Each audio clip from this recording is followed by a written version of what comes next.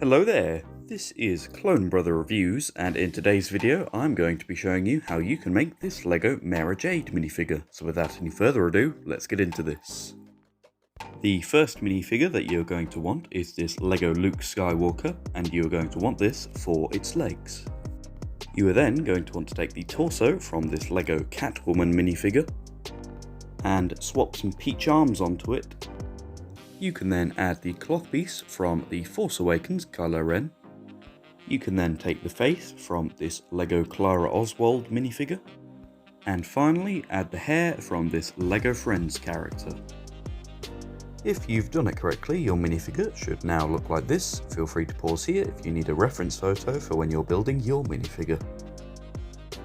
Overall, I think this minifigure turned out great. I really like the way it looks overall. If you haven't read the Thrawn Trilogy, I would highly recommend it, as it has some great characters like this. If you have a request for a minifigure that you would like to see me make, feel free to reach out to me on my Instagram or leave a comment down below.